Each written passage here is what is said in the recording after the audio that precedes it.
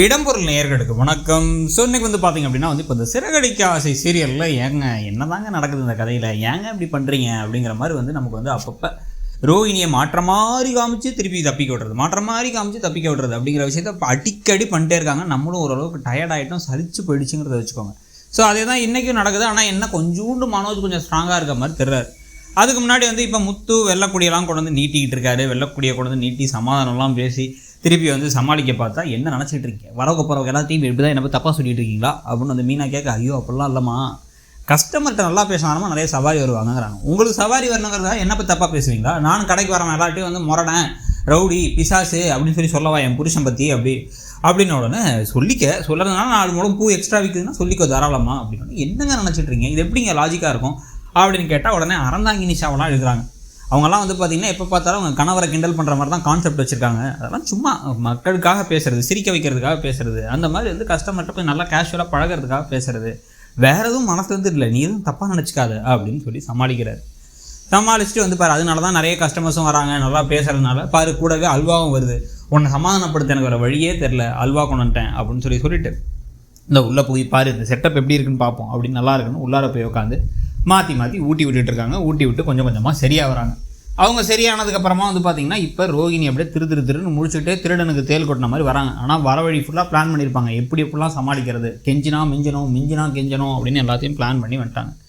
வந்தவுடனே மனோஜ் என் மேலே எதுவும் கோவமாக இருக்கியா அப்படின்னு கேட்கும்போது, ஏன் தப்பு பண்ணியா, தப்பு பண்ணதானே நான் கோவமாக இருக்க போகிறேன் அப்படின்ன உடனே, இல்லை நம்ம உள்ளே போய் பேசிக்கலாங்கிறாங்க. ஸோ இப்போ இந்த உள்ளே போய் பேசிக்கலாம் அப்படின்னு வார்த்தை சொல்கிறாங்கல்ல, இதுதான் ப்ரைவசி.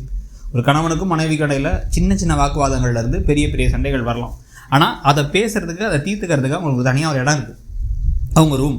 ஆனால் அப்படி ஒரு விஷயம் கூட முத்துக்கும் மீனாவுக்கும் இல்லைங்கிறது தான் கொடுமையான விஷயம். ஸோ நேராக கிளம்பி உள்ளார போகிறாங்க. உள்ளார போனதுக்கப்புறம் பார்த்திங்க அப்படின்னா இப்போ தான் பார்த்தா கோவமாக ஆரம்பிக்கிறாரு மனோஜ். என்ன நினச்சிட்டு இருக்க, பொய் சொல்லிட்டு போயிருக்க, முன்னெல்லாம் பொய் சொல்ல மாட்டேன்னு சொல்லிட்டு இருந்தா, இப்போ பொய் சொல்கிற. அந்த காம்படிஷனில் கலந்துக்கும் போது மறைக்காமல் இருக்கிறதுனால, நிறைய விஷயத்த மறைக்கிறனால தான் சண்டை வராமல் இருக்குன்னாங்கல்ல, அது உண்மைதான் போல். நான் எதையும் மறைக்கிறதில்ல இப்போல்லாம், ஆனால் நீ மறைக்கிற அப்படின்லாம் பேச ஆரம்பிக்க, என்ன மனோஜ் பேசி முடிச்சிட்டியா அப்படின்னா, இல்லை ஃபஸ்ட் டைம் போறியா, இல்லை இந்த மாதிரி நிறைய தடவை போயிருக்கியா அப்படின்னா, என்ன சந்தேகப்படுறியா அப்படிங்கிறாங்க. ஆமாம், சந்தேகப்படாமல் என்ன பண்ணுறது, நீ சொல்லு, நீ பண்ணுறது தப்பு சரியா தப்பா அப்படிங்கிறத கேட்கும் போது டக்குன்னு என்ன பண்ணுறாங்க, ஒரு நிமிஷம் இரு அப்படின்னு ஒரு டப்பாவை திறக்கிறாங்க. டப்பாக்குள்ள ஒரு மாலை எடுக்கிறாங்க. இதோ பார், கருங்காலி மாலை அப்படிங்கிறாங்க. கருங்காலி மாலையா அப்படின்னா, ஆமாம், ஒரு சாமியார்கிட்ட போய் பார்த்தேன், உனக்கு நிறைய பிரச்சனையாக இருக்குது, எல்லாம் பயந்துட்டு இருக்கேங்க, அதுக்காக பார்த்தேன், என் கிளைண்ட்டு சொல்லி அங்கே தான் போயிருந்தேன், உனக்காக சர்ப்ரைஸாக வாங்கிட்டு வரும்னு நினச்சேன் அப்படிங்கும்போது, இவர் இல்லையே, இதெல்லாம் நம்புறபடி இல்லையேங்கிறார். இந்த அளவுக்கு மனோஜ் பேசுறதே பெரிய விஷயமா இருக்குது. ஆமாம், நம்புறபடி இல்லைன்னு, ஓ அப்போ என்ன சந்தேகப்படுறேன், நான் இப்போ பண்ணது நீ நம்ப மாட்டேன் அப்படி தானே, இரு சாமியார்கிட்ட பேசுகிறேன் அப்படின்னு உடனடியாக கால் பண்ணுறாங்க. யாருக்குன்னா வித்யாவுக்கு கால் பண்ணுறாங்க. வித்யாவுக்கு கால் பண்ணி, வித்யா நம்பர் இப்போ போடுறீங்கன்னு வச்சுக்கோங்களேன், உங்கள் கான்டாக்டில் வித்யா இருக்காங்கன்னா வித்யான்னு தானே வரப்போகுது, அதை கூட பார்க்கல மனோஜ். கால் பண்ணிட்டு என்ன பண்ணுறாங்க அப்படின்னா, சார் சாமி நான் வந்தேன் இன்றைக்கி அப்படிங்கிறாங்க. நைட்டு வந்தோடனே சாமி ஃபோன் எடுத்து அவரே டேரெக்டாக பேசுகிறார். ஆமாம்மா, கருங்காலி மாலை வாங்கிட்டு போனீன்ட்டு என்ன அளவுக்கு சாமியார் பார்த்துங்க. ஸோ இதெல்லாம் அவங்க பேசிட்டு இந்த என் கணவர்கிட்ட கொடுக்குறேன் அப்படின்னா, இவங்க அதெல்லாம் வேணான்னு சொல்லிட்டு ஃபோனை கட் பண்ணி விட்டுறாரு. அந்த பக்கம் வித்யா என்னது அப்படின்ட்டு இருந்தாங்க அவங்க வேறு. உடனே எனக்கு ஒன்றும் அவ்வளோ சந்தேகம்லாம் இல்லை அப்படின்னா, இல்லை நீ தான் நான் சந்தேகப்படுறேன், நான் திருப்பி கால் பண்ணுறேன், அவர்கிட்ட பேசி அப்போ தான் உனக்கு தெளிவாகும் அப்படிங்கும் போது, இல்லை வேணாம் அப்படின்ட்டாங்க. ஏன் சாமியார் மாதிரி ஒரு ஆளை கூட பார்த்து பேச வைக்கலாம், என்ன வேணாலும் இருக்கலாம். ஆனால் மனோஜ் அதெல்லாம் கூட அந்தளவுக்கு கூட விவரம் பற்றாமல் தான் இருக்கார். நானும் இந்த கருங்காலி மலை வாங்கணும்னு நினச்சேன், நிறைய செலிபிரிட்டிஸ் போட்டிருக்காங்க, நானும் போட்டுக்கிறேன் அப்படின்னு எடுத்து அவரும் அதை போட்டுக்கிறார். அதை போட்டுக்கலான்னு முடிவு பண்ணுறாரு. இப்போதைக்கு சமாளிச்சிட்டாங்க, ஆனாலும் ஒரு ரிஸ்க்கு தான் அப்படிங்கிறத தெரிஞ்சுக்கிட்டு குடுகுடுன்னு போய் ரோஹிணி என்ன பண்ணுறாங்கன்னா, வித்யா கிட்டே பேசுகிறாங்க. நீ எதுக்கு நான் என்கிட்ட சொல்லாமல் ஷோரூம் வந்துன்ட்டு. அவங்க என்ன சொல்கிறாங்க அப்படின்னா, நீ என்கிட்ட கேட்காம எதுக்கு என் கூட தான் இருக்கேன்னு சொல்லி சொன்னேன், இனிமேல் அதை பண்ணாமல் இருக்கிறாங்க அவங்களும். ஸோ அதெல்லாம் முடிஞ்சு காலையில் சாப்பாடெல்லாம் செஞ்சுட்டு மீனா கூப்பிட்றாங்க. இவங்க தான் எல்லா வேலையும் செய்கிறாங்க. அது பூக்கடை எதுக்கு வச்சு கொடுத்தாரு முத்துன்னே எனக்கு தெரியல, இன்னமும் அது எல்லாமே இவங்க தான் பண்ணிகிட்டு இருக்காங்க. ஸோ எல்லாத்தையும் செஞ்சுட்டு இப்போ விஜயாவை கூப்பிட்டா, விஜயா இல்லை மனோஜ் வரட்டுங்கிறாங்க. மனோஜ் பார்த்தா சாமி கும்பிட்டு கருங்காலி மாலையை கழுத்தை போட போகிறாங்க. மாலை மேலே வச்சுருக்க நம்பிக்கை அவன் மேலே வைக்க சொல்லுங்கள் அப்படின்னா, இந்த மாதிரி எங்களை பற்றி குறுக்க பேச வேணாம்னு சொல்லுங்கள் அப்படின்னு வராங்க ரோஹிணி. பேசிக்கிட்டு இருக்கும் போதே பார்த்திங்க அப்படின்னா கரெக்டாக இப்போ ஒரு 4 மூட்டை கடலை இறங்குது.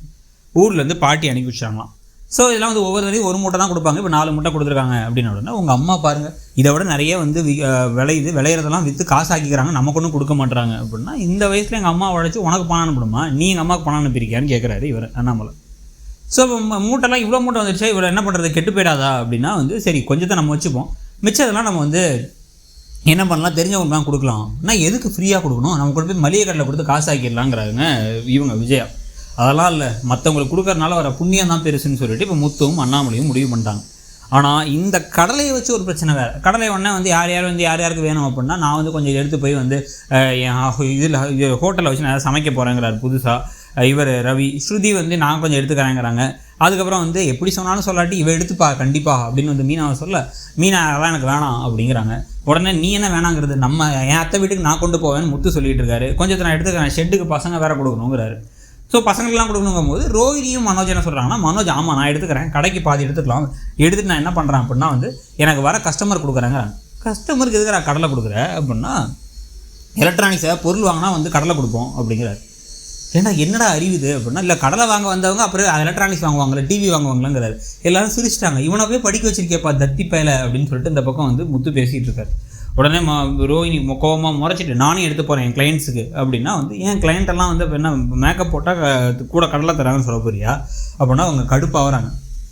இப்போ திடீர்னு மீனா ஒரு ஷாக் கொடுக்குறாங்க. என்னென்னா வந்து நானும் கொஞ்சம் எடுத்துக்கிறேங்கிறாங்க. நீ வேணான்னு ஏன் அப்படின்னா, இல்லை அப்போ வேணான்னு எங்கள் வீட்டுக்கு தான் வேணான்னு, ஆனால் இது கிறிஷி கடலை பிடிக்கும் கொண்டு போய் கொடுக்குறோன்னு ரோஹினி முகமே மாறிடுச்சு. ஆமாங்க நீ வேலையை சீக்கிரம் முடிச்சுட்டு எனக்கு தோணாமல் போயிடுச்சு பாரு, இன்றைக்கி சீக்கிரமாக போய் கிறிஷி கொடுத்து வந்துடுவோன்னு இவங்க முடிவு பண்ணுறாங்க. கிறிஷுக்கு கொடுக்க போகிறோம், கிறிஷை பார்க்க போகிறோன்னு பேச அப்படியே ரோஹினி கடுப்பாகிறதோட இன்றைக்கி எபிசோட் முடியுது. ஸோ இன்றைக்கி எபிசோடை பற்றி நீங்கள் என்ன நினச்சிங்கிறத சொல்லுங்கள். தேங்க்யூ.